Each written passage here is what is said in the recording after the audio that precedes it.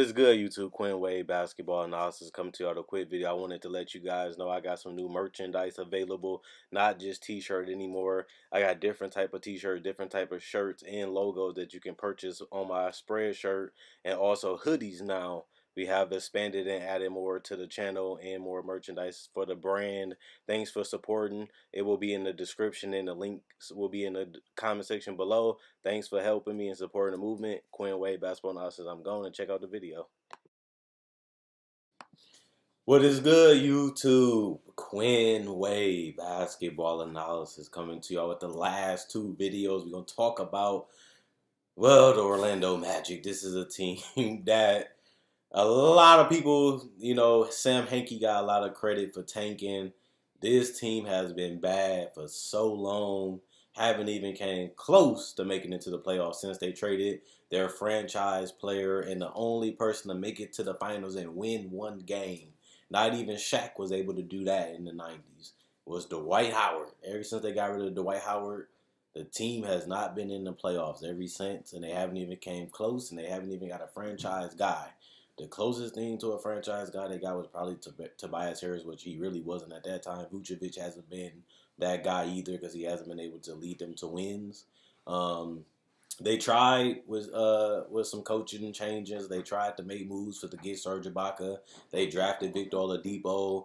They obviously kept trying to find that franchise guy that they can build around. They just struggled with developing talent. They haven't been able to draft well. Plus, they haven't been able to develop the talent that they wanted to draft. Mario Hezonja was a pick that they thought was going to be the next big thing. He didn't pan out. Victor Oladipo didn't pan out. And now they're just in a situation where we don't even know what the Orlando Magic are going to do. We don't even know what they're trying to do. We don't know what is they trying to accomplish. Are you trying to be a team that's tanking? Are you trying to be a lottery team every year because you're trading all these assets and nobody's developing and nobody's great? What are they doing? So this video is going to be easy because I don't know what the Orlando Magic is doing. One thing I know they won't be doing is winning that many games, which is crazy because Orlando, it has always been a nice place to live. They was able to get players like Shaq and get people like Tracy McGrady to come over, but they was never able to put it all together. And besides with Shaq and Dwight Howard, but at this point, when you look at this roster as I go through this review, you have players like DJ Augustine. He's a good, solid point guard. He's not great. He's not trash. He's not terrible, but he's not going to get you to where you need to be. Plus, also, he's just going to be a solid point guard at best. You get Mohamed Bamba, who should change the culture defensively, but he's not a great offensive player. He's very raw because he's a great rim protector in college is one thing. Being a great rim protector in college is another thing. Being a great rim protector in the NBA. Steve Clifford is a defensive genius. He was even able to get a great defensive team around Kemba Walker and Al Jefferson. But at the same time, he still needs to develop Mohamed Bamba. He has a lot of things to learn. He has to get the IQ. He has to put a lot of time and effort watching footage and studying the game of how he can improve. That's years from now. So I don't expect too much out of Bamba. I think he'll be a solid player. He could be an all-star. He could be a franchise guy. But that's 2, 3, 4, 5 years from now. Even it took Dwight Howard that long to become a defensive anchor under Stan Van Gundy. So Mohamed Bamba, he is a player that a lot of people like. He has a lot of potential, but at the same time, he's not going to be doing that anytime soon. You look at people like Isaiah Briscoe, they just trying him out, seeing what he can bring to the table. He's been in and out of the league, fighting to stay in the league, fighting to have his job security. He hasn't been able to get that. We'll see if he'll be able to stay on the roster or if they're just going to continue to waive him, get him off. Aaron Gordon is their best player at this point, besides Vucevic, and he's young. He's 23. He has been improving. He has shown signs that he can be a great player in this league if he can put it all together. If he can continually improve his jump shot and keep that same confidence and that well, basically confidence, he's going to be fine. He can shoot the three. He can take over games. He showed that last year, but he has to do it consistently. That's the difference between a good and a great player. They're more consistent. They don't have as many bad games, and if they do, they bounce back and go right back at it. Plus, he don't have that much talent, so it is a little tougher to get points knowing that everybody know you're the best player. Everybody know that you're going to get 20 shots a game, and if they can stop and slow you down, they're going to win the game. So Aaron Gordon had to go through the growing pains. He had to go through fighting to get minutes. And now, he's starting to put it all together, and he still has a long time to go because he's only 23, like I said. But like I said, Bamba not going to be ready. I don't think Vucevic is going to stay in Orlando too much longer because he's going to want to start winning instead of just coming every season just to finish with 25 to 30, not even 30 wins. So I think that Aaron Gordon signed that extension because he felt like he can contribute. This is a good team for him for stats because he can put up a lot of stats because he don't have opportunities. But it's also going to be tough because people know that Aaron Gordon is their best player offensively. And, he's going to come in working hard this year like he's been. And if he can continue to improve, I don't see why he can't be an all-star. But also, when is he going to be an all-star and when are they going to start winning? Because I don't really see that this year with this roster, how they have put the talent together and who they let go and who they building around. But at least they have a guy that they have a bright future with, which is Aaron Gordon. But I don't know if you can really win a championship right now where Aaron Gordon being your franchise guy. He's not a great defender. He's not the best playmaker. And like I said, he doesn't take over games consistently. But at the same time, he's 23. Maybe he can do it. Maybe he can develop that. Maybe he can, continue to improve to the point where he can be a franchise guy. We thought he had a lot of potential. No wonder why he got drafted that high at that age. But he's just now filling out his body and filling out his move sets and his skill sets. And, maybe he can continue to improve to be that guy. And then he has Bamba cleaning it up in the inside. You have Jerian Grant. He's a solid player. He's going to come in and give them a guy that can play the 1 and the 2 and be a solid defender. You obviously have Jonathan Isaac. This guy is supposed to be the future of the team. He's supposed to be that guy, but he looked decent in summer league. I think he was a little overrated because he didn't really play that many games. But he is long. He is lanky. He can play the 3 or the 4. He is 20 years old. You don't start growing until you're 21. But one thing I would definitely say is Jonathan Isaac is of that Mohamed Bamba and Aaron Gordon. He has a lot of stuff to still learn. He has to learn how to be a professional. He has to learn how to dominate a game. He has to learn how to be a great defender, stand in front of the defender, being a great help defender, being a great team defender, being a consistent offensive player with a three-point shot, being able to get to the basket and get to the free throw line. Not only that, getting shots efficiently, not turning the ball over. So these guys are so far away for being stars that we don't know when this team is ever going to be good. Because, like I said, Victor Oladipo, it took him years to now finally become an all-star, and it was because of the situation plus the coaching that was able to get the best out of him. We don't really know if Steve Clifford going to get the best out of these guys, and we don't even know if these guys wanted enough to be great. We don't even know if these guys are going to stay in Orlando in general, besides Aaron Gordon since he signed the extension. So Mohamed Bamba is a guy that, like I said, him and Jonathan Isaac, that has the potential. They look good. They look promising. But they still got to fill out their body. They still got to put it in the work. And I don't know if they're going to do that in Orlando because they haven't really been able to do that for the last 5 to 6 years down there. So I don't really know about Jonathan Isaac. He looks good. He looks promising.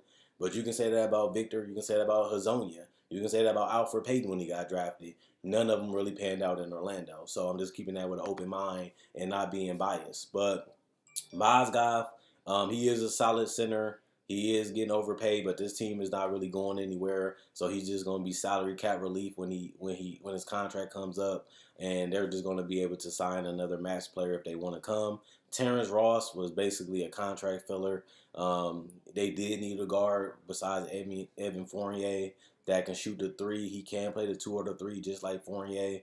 I like Terrence Ross, but then again, he's just a solid player at best for them. Evan Fournier is a guy that can play the 2 or the 3 because he's 6'7", 205. He can shoot the 3. He can space out the floor. He is going to be here for the long term in contract-wise, and he is a solid player. He's a guy that you want on your team because his ability to do multiple things on the offensive end while also being a good catch and shoot guy. So I like Fournier. It just, just like Vucevic, he can play, but will he stay here because they're not winning? Will he eventually get frustrated? Will he eventually want to use his talents as he get older on this Orlando team while they continue to find a guy they want to rebuild around? Same thing with Vucevic. He's 27 years old. He's been a borderline all-star caliber player offensively and rebounding wise, but he hasn't been able to add to no wins since he's been in Orlando. And at the end of the day, like I said, Steve Clifford, that's all I got to really talk about the players. But you look at Steve Clifford, he's a serious coach. He teaches the players the right things. He disciplines them. He utilizes players the best. He's a very strict coach. He's gonna want perfection. He's gonna want you to be in the right spots. He's gonna be in your ear. He's gonna be telling you where you should be in practice, and it's all about executing that. You can have great players. You can have great schemes, but players still got to want to be great. They still got to buy into the system. They still got to go out there and execute the things you're trying to accomplish with this roster and with teams in general. He was able to get the best out of Charlotte, but that don't mean he's going to be able to do it in a place like Orlando. We hope that he do. That's why they hired him. But at the same time, Orlando fans got to remember this is a process, no joke. So Jonathan Isaac looked good in summer league is one thing. Looking good in summer league is another thing. Looking good in the NBA season. How many minutes is Jonathan Isaac gonna play? Can he play with Aaron Gordon? Can he play with Evan Fournier? Can he play even 30 to 35 minutes and give you consistent offensive effort? We haven't been able to see it, and I can't give him credit until I see him do it. So with this team, I don't really know what to expect. I don't really know what they're trying to do. I don't know what they're trying to accomplish. I don't know what direction they're going in. They're going with the super long, lanky guys, but most of them play the same position and they have the same type of skill sets, which means it's only going to be a limited amount of minutes. But at the same time, they still need a point guard. They need a reliable shooting guard besides Evan Fournier. You can say Terrence Ross. I'm not buying that because he's 27. He doesn't fit the age group that this team is rebuilding around with the current players that they're trying to basically build around. He's a little too old. 27 is a little old. Even Evan Fournier, 25, that's younger than 27. So I don't know what they're going to do. I don't see this team coming close to making the playoffs. I do see them getting another lottery pick, but I don't really even know who they should even draft because all the positions that they have, the best players in the draft are playing at those positions. So I don't know what they're going to do. And I don't know what they're trying to do. And I don't know what direction they're going in the future. I don't know anything. I'm an analyst. I study the game. I know the game. And I watch basketball and listen to it all day. And this is one of the most confusing organizations that I have seen in a long time. And like I said, the hardest part about being an Orlando fan is the process because you really don't know the direction. Same thing I was saying with Sam Hinkie. He drafted Nerlens Noel. He drafted Jahlil Okafor. Nothing was happening. Nothing was happening. You start seeing the talent, but it didn't fit. They had to make trades. We couldn't see that in the beginning. We couldn't see that in the middle. And then they was able to get Ben Simmons and Joel Embiid after all the injuries in the years they missed. Then it started making sense. So right now, I'm still looking at it. I'm still being optimistic. I'm still being real. I'm still being unbiased. But they have some good, decent players like Jonathan Simmons, Vucevic, Evan Fournier that's proven, and we know they can play. But those guys are not franchise guys. Those guys are not franchise players. We see guys like Jonathan Isaac. We see guys like Aaron Gordon. They play the same position. They do similar things. But are they going to become the franchise guy, or is they going to continue to try to find them in the draft? That's something that we will have to see throughout these years before. We can't see it now. It ain't clear.